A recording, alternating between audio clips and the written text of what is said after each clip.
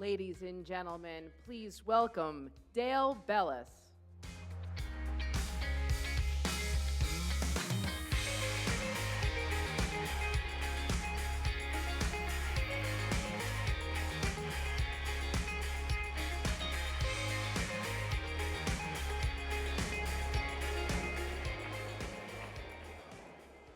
Good morning, CPAC.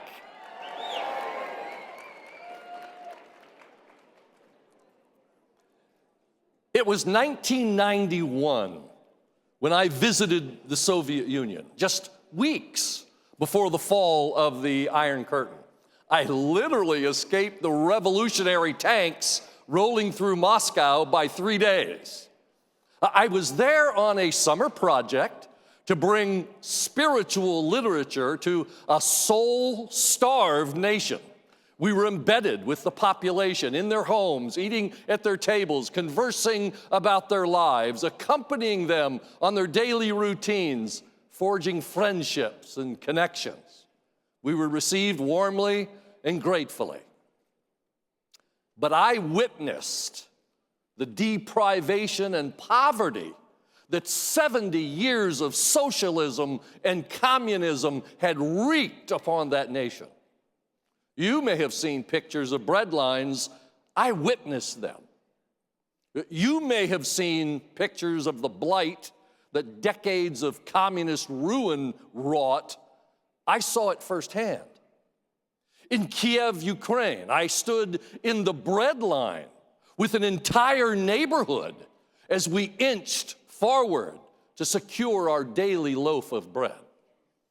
The most chilling of my time there was when I visited a medical clinic in Ukraine when one of our group was injured from a fall and witnessed the emptiness of the clinic, of essential medicines, bandages, first aid supplies, and observed the rudimentary medical procedures of the doctor and nurse.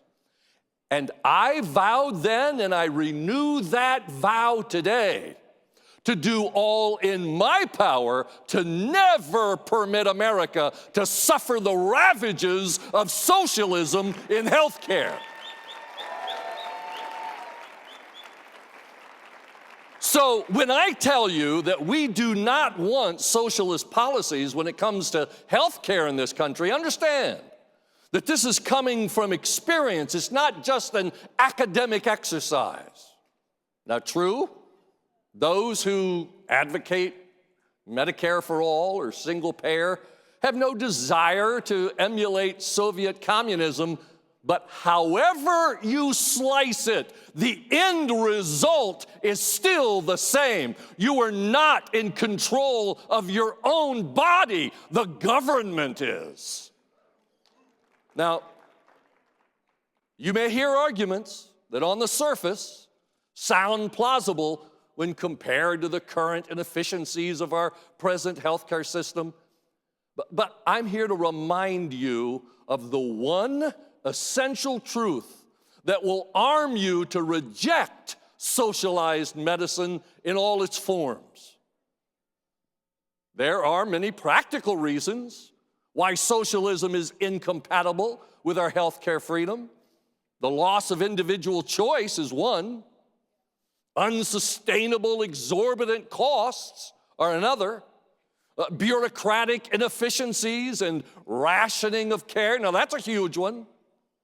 Certainly, socialized medicine destroys individual incentives to make healthy choices and prevent disease because, after all, irrespective of the consequences of my irresponsibility, my fellow comrades will pay for me.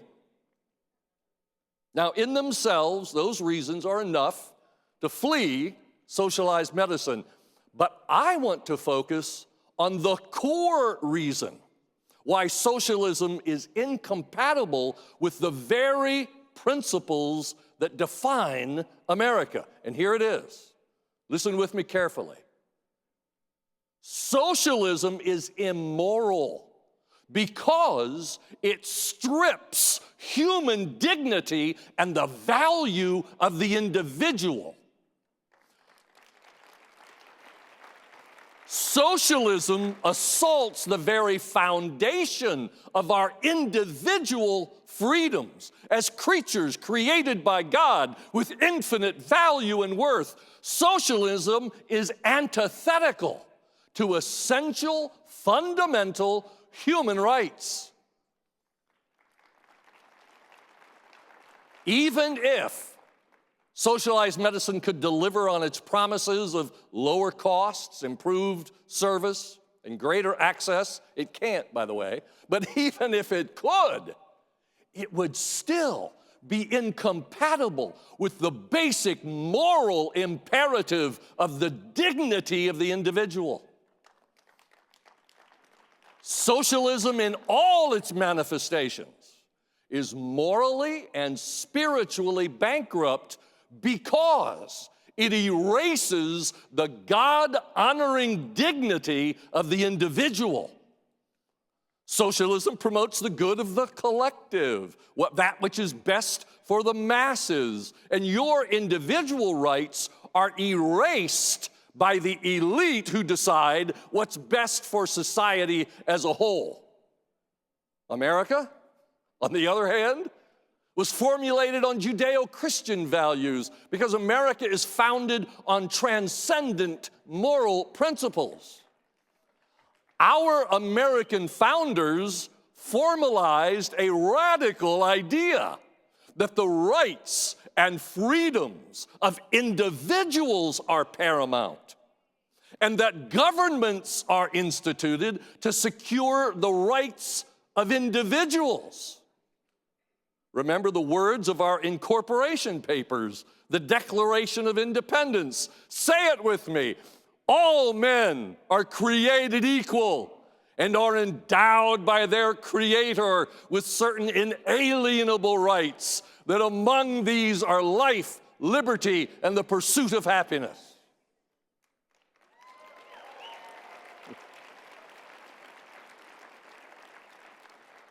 I am of the sincere conviction that you and I are given by God the right to manage, direct, and control the care of our health.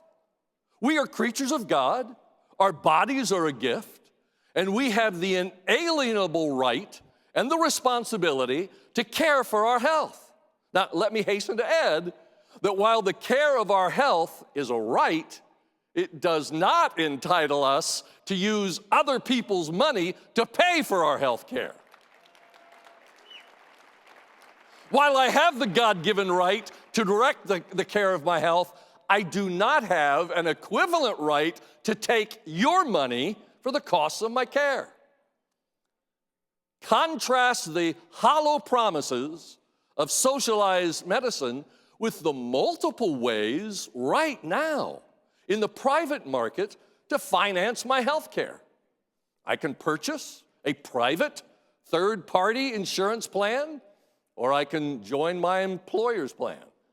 I can join a private healthcare sharing ministry community like the one I founded called Liberty Health Share, where like-minded members use time-tested religious values and pay each other's medical costs. Or you can become a cash pay patient. You can pay for your medical costs directly from your pocket, negotiate the lowest cash payment for your care, and eliminate the third-party payment system altogether. High deductible health plans are a way to use the power of cash pay against the potential of catastrophic costs. Short-term duration plans are a way to customize coverage to specific needs. These are all market-based solutions for meeting healthcare costs, which should be celebrated and encouraged, not wiped out by a gigantic, massively costly, government-controlled and paid-for system. Consider the emergence of the direct primary care movement as an example of how the energy of the private marketplace produces innovative solutions. Through a monthly subscription, you have access to a primary care physician as frequently as you need. You have a direct pay relationship with your doctor, who's now your health coach, and the data shows that nearly 85% of all healthcare needs are met in that direct primary care relationship. Consider also the rise of cash pay surgical clinics for more complex care, including cancer treatment. In cash pay surgical clinics, you know the full cost of your care in advance. Now, that's a novel idea. And you pay a single sum for the totality of your care, including the attending physician, imaging, facility charge, pharmaceuticals, and follow-up. Or consider the rise of healthcare sharing ministries, of which I'm a part. Healthcare sharing embodies an essential personal and religious liberty, where you gather together with others of like mind to care for one another, encourage each other in times of crisis, and literally share in the costs of each other's care, one person to another. Healthcare sharing ministry members are all private pay patients. They choose their own doctors, their own hospitals, and leverage the best practices in cost management, accessing the best care for the best price. Now, I'm personally biased toward Liberty Health Share, but there are other long-standing ministries that you should check out. But most importantly, healthcare sharing ministries represent a cherished freedom that we must support, encourage, and preserve for future generations and for all those who individually choose health sharing for meeting healthcare expenses right now. Healthcare sharing members manage and direct the care of their own health, not some government bureaucrat or corporate administrator.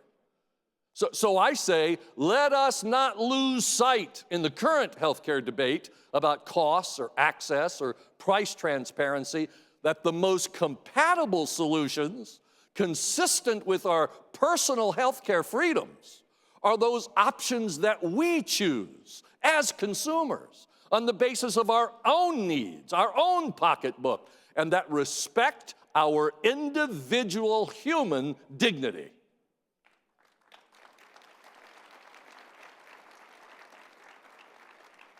And further, I ask you to join with me to personally affirm, kind of like someone I think I heard say, this nation will never be a socialist country.